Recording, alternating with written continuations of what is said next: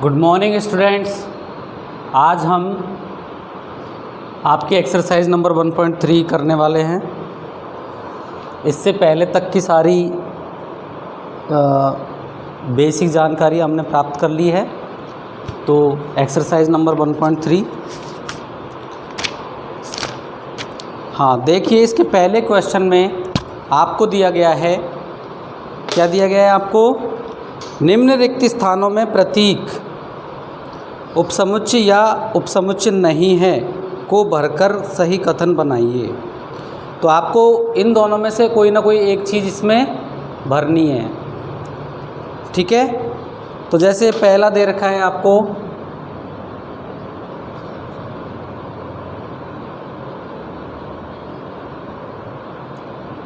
To three four 1 2 3 4। Second में आपको दिया है ABCD।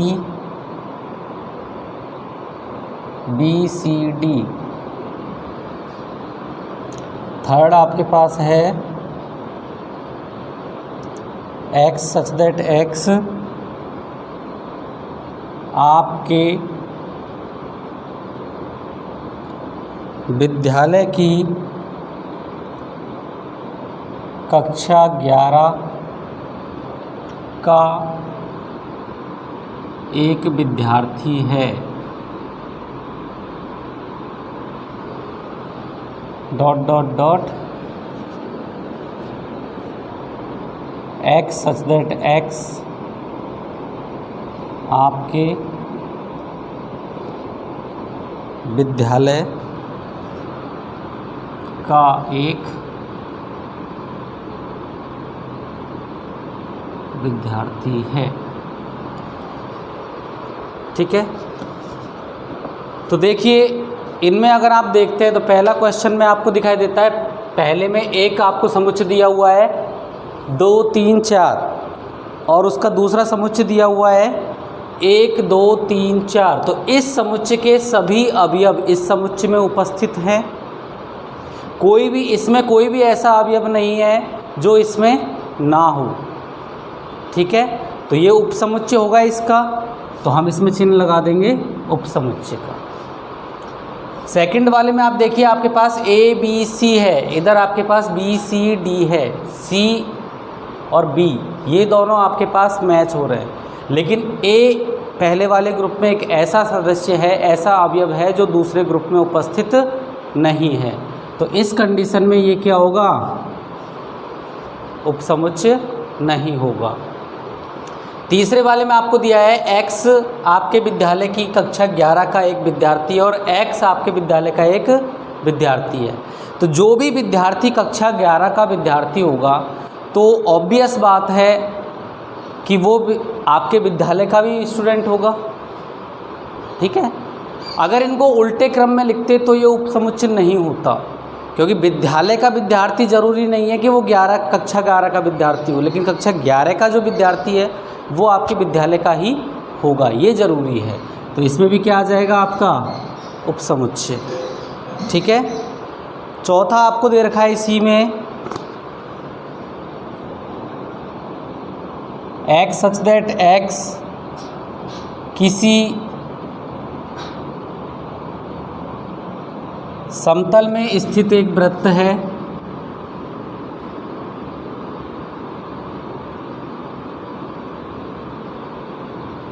और इसका समुच्चय दिया दूसरा आपको X सच दैट X एक समान समतल में स्थित वृत्त है जिसकी त्रिज्या 1 इकाई है। अब इसमें देखिए, आपको पहले वाले ग्रुप में तो दिया हुआ है, समुच्चय में दिया हुआ है कि एक वृत्त है। अब ये वृत्त के साथ कोई कंडीशन है, वृत्त 1 सेंटीमीटर त्रिज्या का हो सकता है, 2 का हो सकता है, 3 का हो सकता है, 5 का हो सकता है। सभी वृत्त इसमें आ गए। और यहाँ पे आपको दिया है एक समान समतल में वृत्त है जिसकी इकाई त्रिज्या क्या है, 1 इकाई। तो उसमें आपके पास एक इकाई के केवल वृत्त है और इसमें आपके पास सभी के हैं, तो ये उपसमुच्चय नहीं है, क्योंकि इसमें तो बहुत सारे अवयव है जो इसमें नहीं है, तो हम इसको क्या कर देंगे, उपसमुच्चय नहीं है। क्वेश्चन नंबर 5 आप देखेंगे, किसी समतल में स्थित एक त्रिभुज है, पहला आपको दिया गया है, पहला समुच्चय में आपको दिया है किसी समतल में स्थित एक त्रिभुज है, और दूसरा आपको ग्रुप दिया है किसी समतल में स्थित एक आयत है। तो पहला समुच्चय आपके पास त्रिभुजों का समुच्चय है जिसमें सारे के सारे क्या हैं, त्रिभुज, और दूसरा जो समुच्चय है उसमें क्या है, आयत। तो त्रिभुज जो है वो आयत में उपस्थित होता है या नहीं होता, नहीं होता, तो इसलिए इसका भी क्या आ जाएगा, उपसमुच्चय नहीं है। छठवां क्वेश्चन है, किसी समतल में स्थित एक समबाहु त्रिभुज है और किसी समतल में स्थित एक त्रिभुज है। तो पहले ग्रुप में, पहले समुच्चय में आपको दिया है कि एक समद्विबाहु त्रिभुज है, और दूसरे ग्रुप में आपको दे रखा है कि त्रिभुज है। तो त्रिभुज जितने होंगे उनमें समद्विबाहु त्रिभुज भी उपस्थित होंगे, समबाहु त्रिभुज भी उपस्थित होंगे, तो ये आपका क्या होगा, उपसमुच्चय होगा। ठीक है,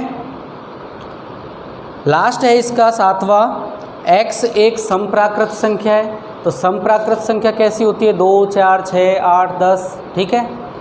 और दूसरा आपको दे रखा है x एक पूर्णांक है। पूर्णांक में कौन कौन सी संख्याएं होती है, पूर्णांक में सारी आपकी धनात्मक संख्याएं, सारी आपकी ऋणात्मक संख्याएं होती है, तो सम संख्या भी उसी में शामिल होती है, तो इसलिए ये आपका उपसमुच्चय है।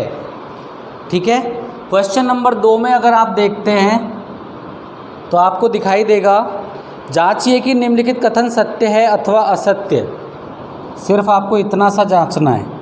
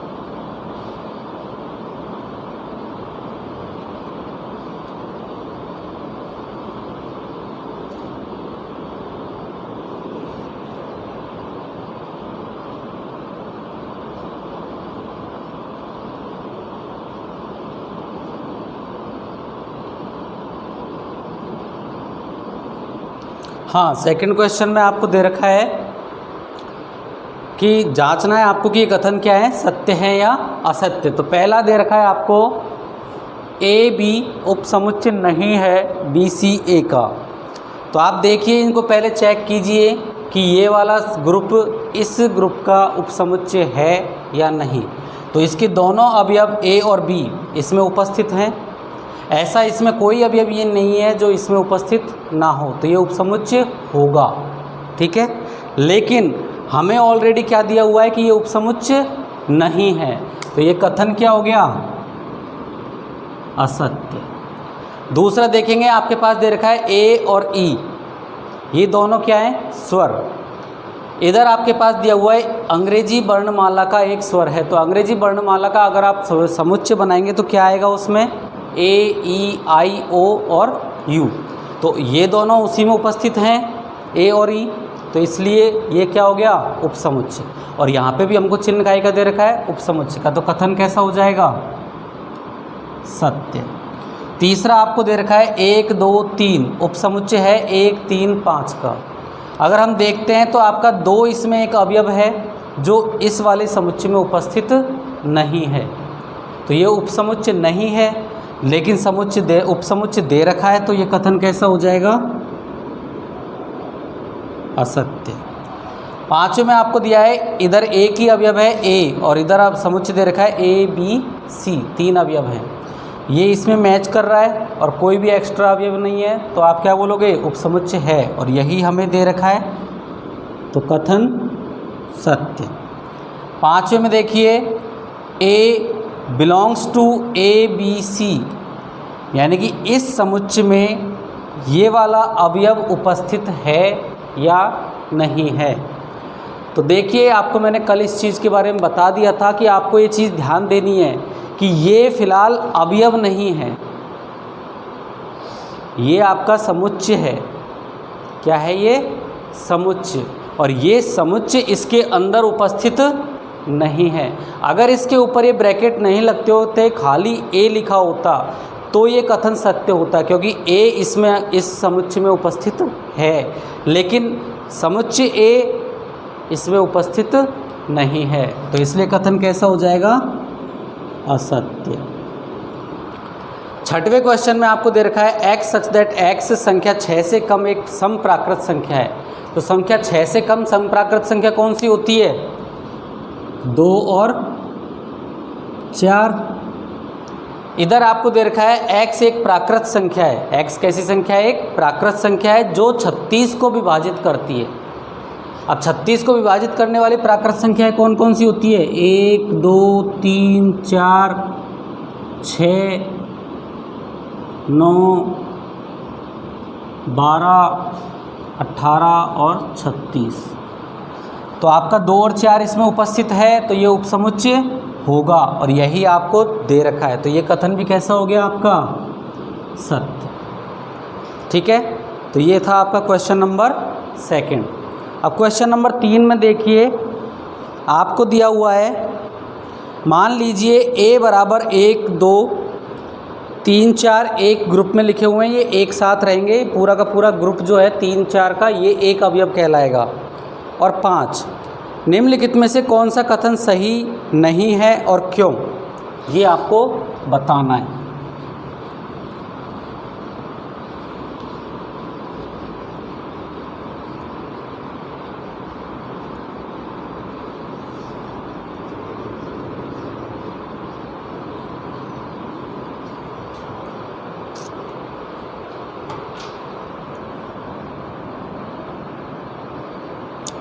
क्वेश्चन नंबर 3 का फर्स्ट आपको दे रखा है 3 4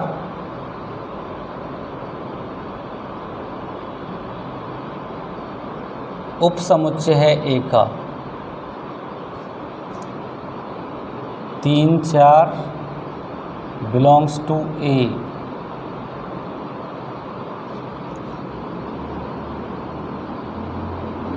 तीन चार उपसमुच्चय है ए का।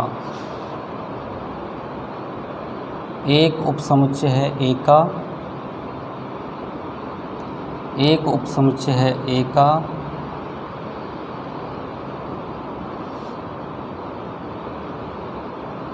एक 2 5 उपसमुच्चय है ए का। 1 2 5 बिलोंग्स टू ए।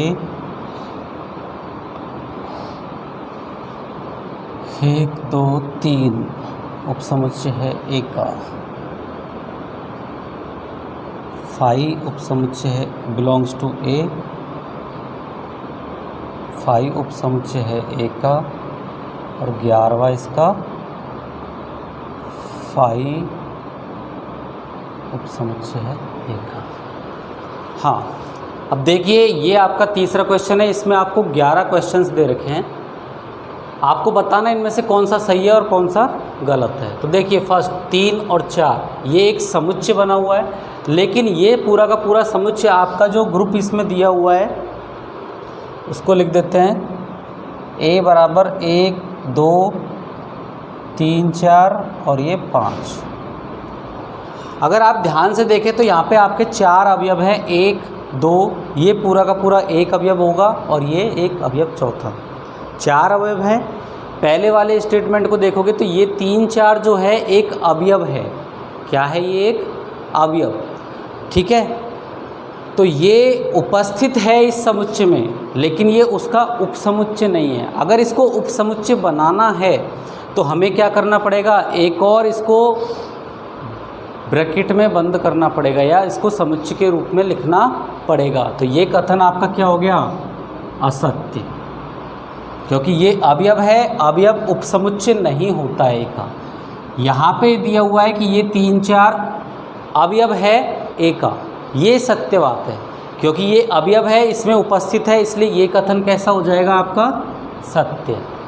अब तीसरे वाले में देखिए, यही स्टेटमेंट है आपका, लेकिन इसको ग्रुप में, एक और ग्रुप में बांट दिया गया है, एक समुच्चय का चिन्ह और लगा दिया है। तो अब ये आपका सदस्य ना होके ये क्या बन गया है? समुच्चय बन गया है। इसलिए अब हम कह सकते हैं कि ये कथन क्या है? सत्य। ठीक है। चौथे क्वेश्चन में आपको दे रखा है एक उपस्थित है एक में, तो एक उपस्थित है यहाँ पे, इसलिए ये कथन भी सत्य। पाँचवें में पूछ रहा है एक उपसमुच्चय है एक का, तो ये उपसमुच्चय नहीं है, सदस्य है, तो इसलिए कथन कैसा हो जाएगा? असत्य। छठे क्वेश्चन में देखिए 1 2 5 ये तीनों के तीनों एक समुच्चय में बने हुए हैं और ये उपसमुच्चय है एक का। तो देखिए 1 2 और 5 ये तीनों इसके सदस्य हैं, अवयव हैं, और इनको समुच्चय का चिन्ह भी लगा हुआ है, तो ये आपका क्या कहलाएगा? सत्य कथन, क्योंकि ये उपसमुच्चय है। सातवें में आपको 1 2 5 अवयव दे रखा है, किसका? ए का, बिलोंग्स टू ए, तो ये समुच्चय के रूप में बट गया है, इसलिए अब ये अवयव नहीं है। ठीक है, तो ये कथन क्या हो गया? असत्य। आठवें में अगर आप देखेंगे तो 1 2 और 3 ये 3 को इस ग्रुप में से अलग कर दिया इन्होंने, इस वाले ग्रुप में से क्या कर दिया? 3 को अलग कर दिया, जबकि ऐसा नहीं होना चाहिए, क्योंकि ये इसमें से अलग हो ही नहीं सकता, ये तो पूरा का पूरा एक ही अवयव है। ठीक है, तो ये कथन क्या हो गया? असत्य। 9वें क्वेश्चन में आप देखेंगे फाई बिलोंग्स टू ए, यानी कि फाई ए में उपस्थित है। क्या यहाँ पे फाई है? कहीं नहीं है, तो ये कथन असत्य। हाँ, लेकिन ये फाई जो है उपसमुच्चय है ए का, क्योंकि मैंने आपको बता रखा है फाई हमेशा हर समुच्चय का उपसमुच्चय होता है, इसलिए ये कथन क्या हो जाएगा? सत्य। और इसी को इसने दूसरे रूप में लिखा है, फाई को समुच्चय बना के उपसमुच्चय है ए का, तो फाई खुद में एक समुच्चय है, फाई खुद में एक समुच्चय है, तो आप इसको इस तरह से लिखने की आवश्यकता नहीं है। ठीक है, लेकिन मैंने आपसे कह रखा है कि फाई को आप अगर समुच्चय के रूप में भी लिख दो तो कोई बुराई नहीं है, तो इसलिए आप इसको क्या कर सकते हैं? सत्य भी कर सकते हैं और असत्य भी बोल सकते हैं, इसमें कोई प्रॉब्लम नहीं है। लेकिन फिलहाल हम इसको क्या बोल रहे हैं? असत्य। ठीक है, तो फाई को हम हमारे आगे के डिस्कशन में फाई को अकेला रखेंगे, उसको ब्रैकेट में नहीं लगाएंगे। ठीक है, ओके। क्वेश्चन नंबर 4 आपको दे रखा है निम्नलिखित समुच्चयों के सभी उपसमुच्चय लिखिए।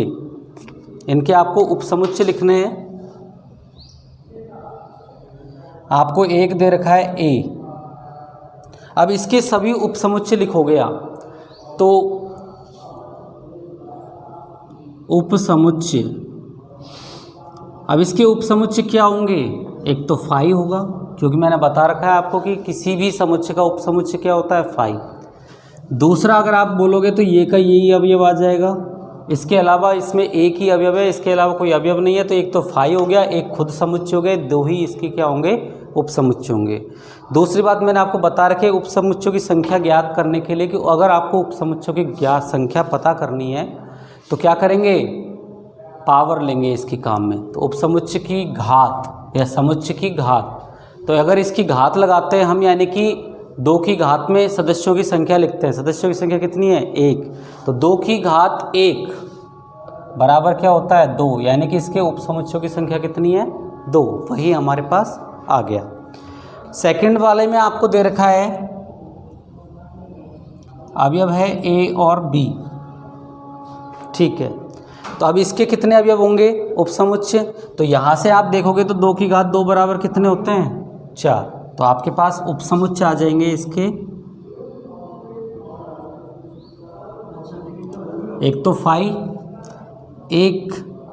एक एलिमेंट ले लिया मैंने ए, एक एलिमेंट ले लिया बी और एक एलिमेंट ले लिया मैंने इन दोनों को। इसके अलावा आप देखें कोई भी इसका उपसमुच्चय बन सकता है क्या? नहीं बन सकता, ठीक है। तो यही इसका उपसमुच्चय है। तीसरे वाले में आपको दे रखा है 1 2 3,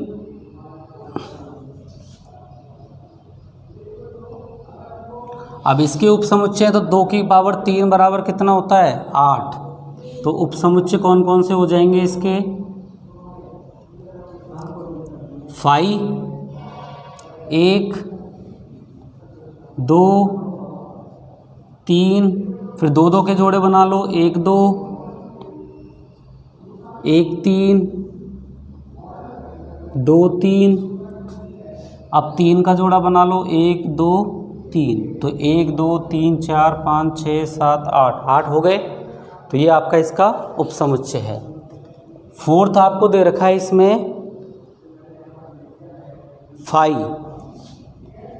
अब फाई के उपसमुच्चय कितने होंगे? फाई का मतलब है रिक्त समुच्चय। इसमें कोई आपका अवयव ही नहीं है तो 2 की घात 0 लिख देंगे। तो 0 बराबर कितना होता है? 1, यानी कि उपसमुच्चय इसका कितना होगा? 1 ही होगा, वो भी कौन? खुद, यानी कि फाई। आप चाहे अब फाई लिखोगे तो भी यही आएगा और उपसमुच्चय लिखोगे तो भी यही आएगा। तो इसको हम 2 बार नहीं लिख सकते, केवल एक बार हमको इसको लिखना है, ठीक है। नेक्स्ट आपके पास आता है क्वेश्चन नंबर 5। क्वेश्चन नंबर 5 में आपको दिया गया है पी ए के कितने अवयव है यदि ए बराबर फाई। तो ये तो बहुत ही सिंपल क्वेश्चन है, आप सबको पता है ऑलरेडी कि आपको दिया हुआ है ए बराबर फाई। एक ऐसा समुच्चय, एक रिक्त समुच्चय है, तो इसमें अवयवों की संख्या कितनी होगी? तो आप लिख सकते हैं ए में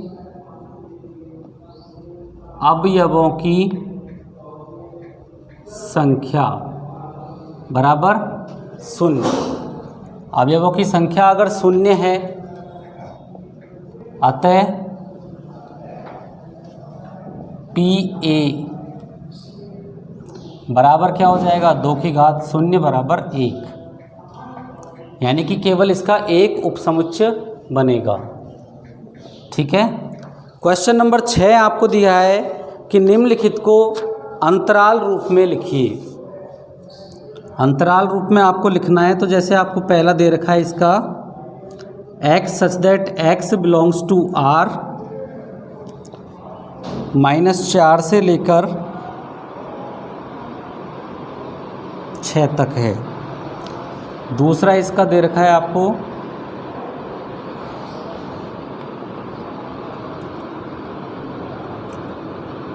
x such that x belongs to r, x की वैल्यू -12 से -10 तक है।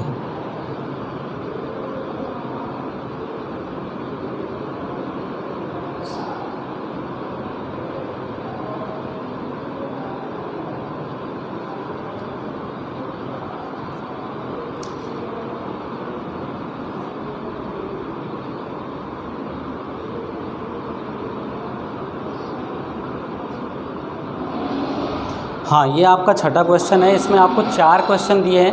हर एक क्वेश्चन में देखिए आपको एक लिमिट दे रखी है। पहले में जैसे आप देखेंगे आपको दिया है कि x जो है -4 से बड़ा है। x कहाँ से बड़ा है? -4 से, और 6 के बराबर या उससे छोटा है। तो आपको मैंने बताया था कि जब भी आप इनको अंतराल रूप में लिखेंगे तो जो संख्या आपकी शामिल नहीं है अंतराल में उसे हम छोटे ब्रैकेट के साथ लिखेंगे, और जो संख्या शामिल है उसे उसके बराबर में क्या लगाएंगे? बगल में बड़ा ब्रैकेट। तो इधर आपके पास बराबर का चिन्ह नहीं लगा है, तो इधर हम लगाएंगे छोटा ब्रैकेट।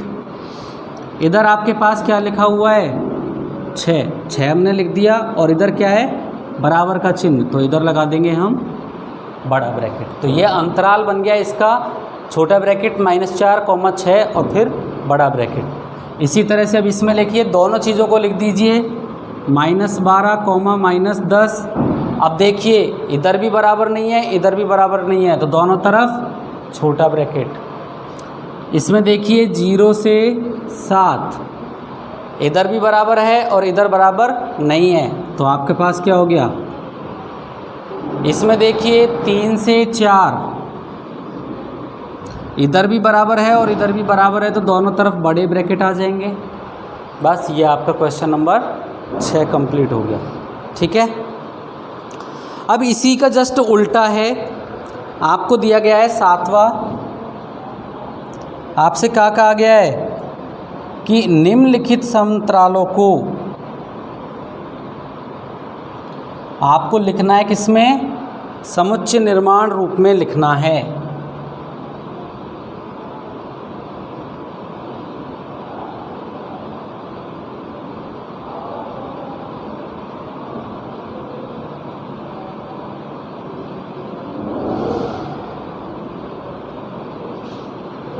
ये आपके 4 सवाल है जो आपको किस में लिखने हैं, समुच्चय निर्माण रूप में लिखने हैं। ठीक है, देखिए यहाँ क्या दे रखा है -3, 0, दोनों तरफ क्या है छोटे ब्रैकेट, तो आप इसका क्या लिख देंगे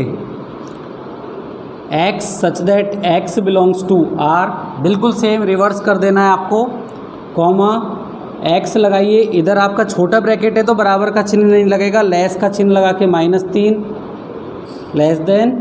<0, बस ये बन गया।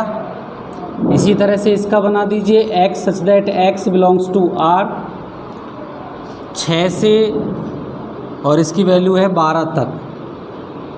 अब इधर देख लीजिए दोनों तरफ क्या है बड़े ब्रैकेट, तो दोनों तरफ बराबर का चिन्ह ये वाला लग जाएगा दोनों के नीचे।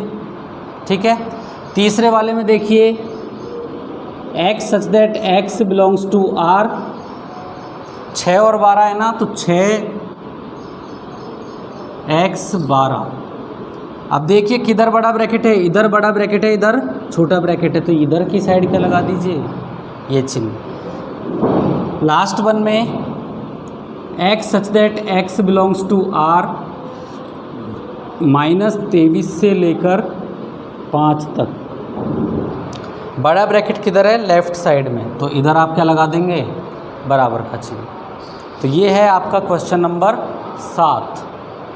नेक्स्ट आपके पास आता है क्वेश्चन नंबर 8, जिसमें आपसे पूछा है निम्नलिखित में से प्रत्येक के लिए आप कौन सा सार्वत्रिक समुच्चय प्रस्तावित करेंगे। आपको कैसा समुच्चय प्रस्तावित करना है, सार्वत्रिक समुच्चय, यानी कि यूनिवर्सल सेट जो आएगा इसका वो कौन सा आएगा ये आपको बताना है। ठीक है, तो जैसे पहला समकोण त्रिभुजों का समुच्चय। अब ऐसा कौन सा समुच्चय आप ले सकते हैं जिसमें समकोण त्रिभुज भी शामिल हो।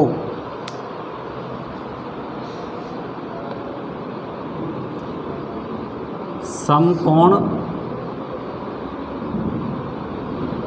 त्रिभुजों का समुच्चय, तो ऑब्वियस बात है अगर मैं समकोण त्रिभुज की जगह केवल त्रिभुजों का समुच्चय ले लूँ तो त्रिभुजों में तो समकोण, समद्विबाहु, समबाहु सारे शामिल होते हैं। तो हम इसका आंसर लिख सकते हैं सार्वत्रिक समुच्चय बराबर त्रिभुजों का समुच्चय। ठीक है, इसी तरह से अगला आपको क्या दिया है, समद्विबाहु त्रिभुजों का समुच्चय।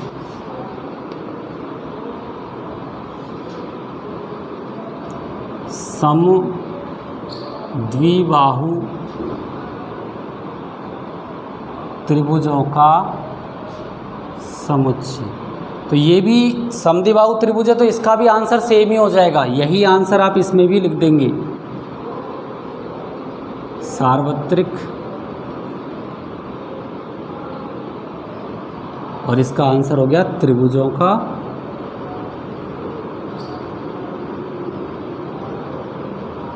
ठीक है। अब आपके पास एक लास्ट क्वेश्चन और है इसमें, क्वेश्चन नंबर 9। आपको दिया गया है समुच्चय A बराबर 1 2 3 है,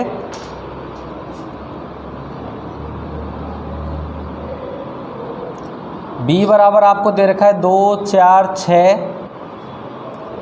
C बराबर आपको दिया है 0 2 4 6 8।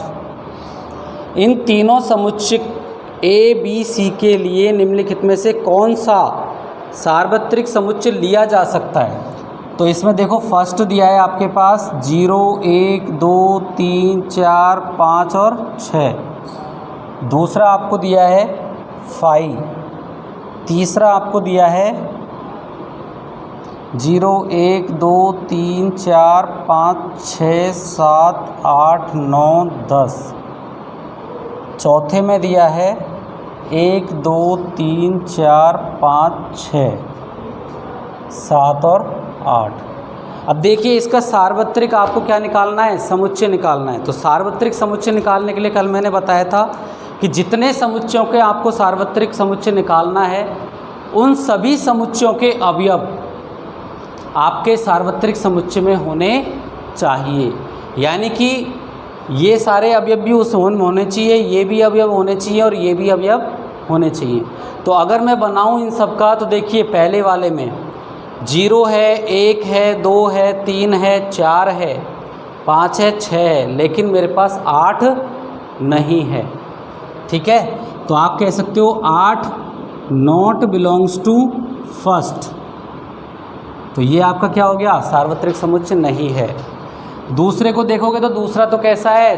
5 है, तो 5 में तो कुछ है ही नहीं, तो ये तो आपका सार्वत्रिक समुच्चय हो ही नहीं सकता। तो आप कोई भी लिख दो इसमें, 0 डज नॉट बिलोंग्स टू 5। तीसरे वाले में देखिए आपका 0 भी है, नहीं खाएंगे, ये रहा 0 भी है, 1 है 2 है 3 है 4 है 5 है 6 7 8 और 9 और 10, ये सारी चीज़ें हैं। तो इसमें हमारी तीनों समुच्चयों में जो चीज़ें हैं, जो अवयव हैं, वो सारे के सारे उपस्थित हैं। उसके अलावा एक्स्ट्रा चीज़ें हैं तो हमें उससे कोई तकलीफ़ नहीं है। हमारी जो चीज़ें हैं, हमारे जो अवयव हैं या सदस्य हैं, वो सारे के सारे इसमें उपस्थित होने चाहिए। ठीक है, तो आप इसको कह सकते हो कि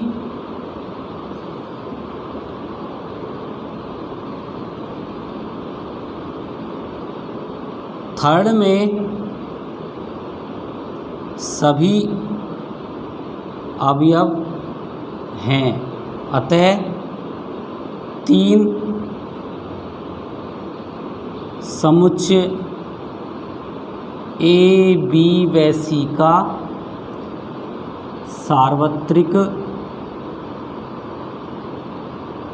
समुच्चय है।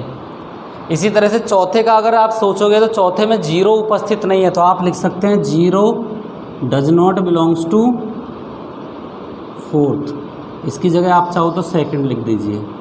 ठीक है, तो ये आपका हो गया क्वेश्चन नंबर 9। ठीक है, और इसी के साथ आपकी एक्सरसाइज नंबर 1.3 भी क्या हो जाती है? समाप्त हो जाती है। ठीक है, आगे हम थोड़ा सा और आगे बढ़ेंगे। अब आपके बेन आरेख वगैरह आएंगे, संबंध आएंगे। ठीक है, तो आगे की बातें हम कल नेक्स्ट क्लास में करेंगे। आज के लिए यहीं विराम देते हैं। धन्यवाद।